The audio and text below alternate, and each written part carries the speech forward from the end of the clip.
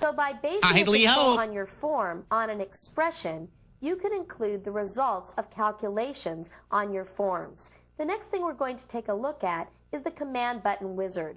The command button wizard allows you to quickly and easily write VBA code.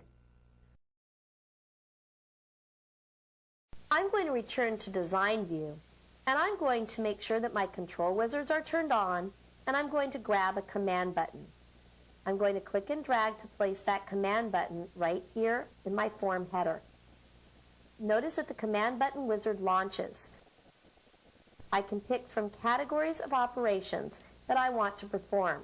What I want to perform is a form operation. I want to open a form when this command button is clicked. I click Next, and the form that I want to open when this command button is clicked is I want to open FRM orders. I'm going to click Next. I can either open the form and show all records, or I can open the form and find specific data that I want to display. I'm going to open the form finding specific data that I want to display. Clicking Next, what I want to do is take the employee ID from the FRM employees form, and I only want to display orders for that particular employee. I click this matching fields, and you can see that the matching fields are going to be displayed. Click Next, and I'll put text that I want to open or view associated orders.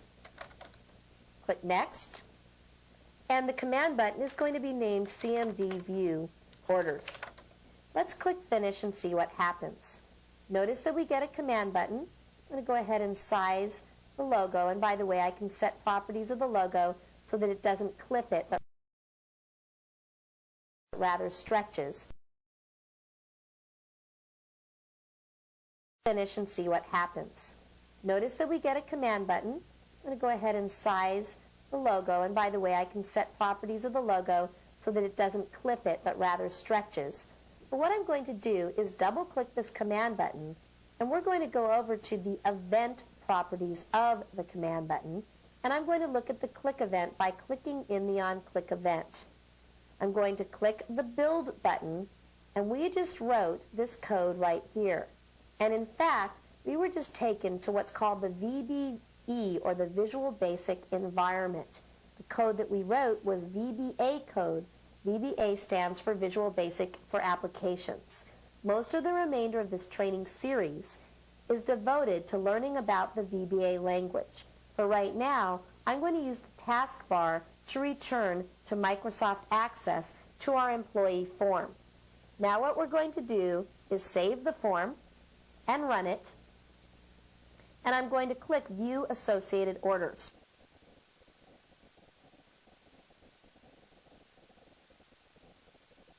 And what I'm viewing are all the orders that are associated with employee ID 1. So you just saw how we could use a command button wizard to quickly and easily write some code. I'm going to close this form, and I'm going to close the employee form as well.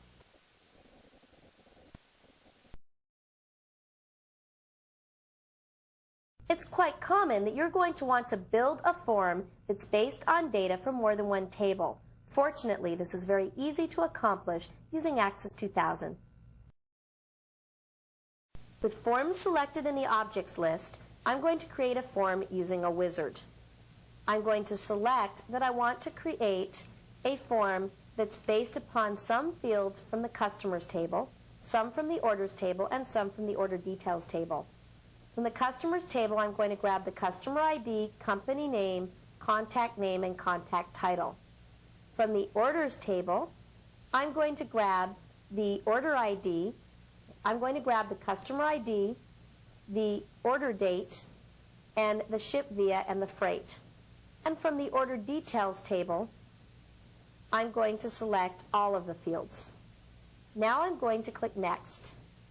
Notice that because I selected fields from more than one table, I'm asked how I want to view my data. I can view my data with customers on the main form and orders in one subform and order details in another. Or I can view my data with customers and orders flattened out and then the order details down below. And I can also flatten the entire thing out. I'm going to go with the first option, where I'm going to have customers in a main form and orders and order details in related forms. I'm going to click Next to go to the next step. I can create data sheets for the subforms, or I can make them tabular. Just to show you the difference, I'm going to select tabular for the orders subform, and I'm going to select data sheet for the order details subform. I'm going to click Next, and I can pick a look for my form. I'm going to go with standard and click Next again. Now I'm asked to title and essentially name my form because the title becomes the name. This first form is going to be FRM customers. The second form is going to be F sub orders. Notice the naming convention that I've used. The last one is going to be F sub order details.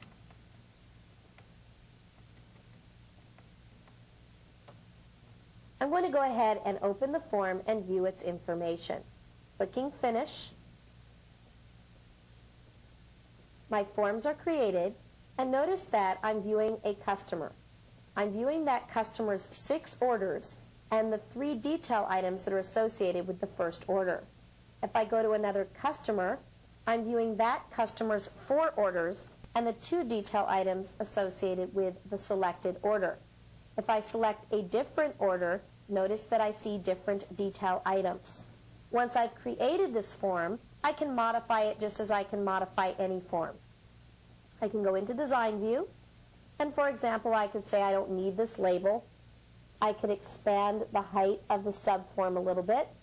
I could delete this label, and I could expand the height of this subform as well. I can save my changes and view the form, and now you can see it looks a little bit different. If I select the second order, notice the order details change. If I go back to Design View, there's a couple properties that I need to show you. This right here is what's called a subform control. The subform control houses a form.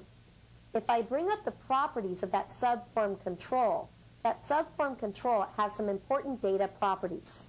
The first is the source object. This is the name of the subform, or form I should say, that's being displayed within this subform control. This is the field in the subform that's being linked to a matching field on the parent form. By the way, the field names do not need to match. Notice that my subform control is enabled and it's not locked. This was the F sub orders subform that's linked from the customer ID in the F sub orders form to the customer ID in the customers form. If I go to the second subform control, its source object is the F sub order details form. The link field in the child is the order ID that's in the order details table or order details form. The link master field is the field that is in the subform for orders that is being linked to the order ID in the order details form. And again, it's enabled and it's not locked. The last thing we're going to discuss is if I select any of these forms, their record sources are all tables. In reality, as I keep mentioning, it's almost always better to base forms on queries rather than to base them on tables. By basing a form on a query, you ensure that you get just the records you need and just the fields that you need. You just learned what every developer needs to know about forms. You learned about the uses of forms, and we covered the anatomy of a form as well as the various ways that you can create a form. You learned about the form design window, and you learned how to work with controls. You also learned about the various form and control properties. You learned the differences between bound, unbound, and calculated controls. We also took a look at the command button wizards, and you learned how to build forms that are based on more than one table. Finally, you learned how to base forms on queries so that you get just the records and just the fields that you need.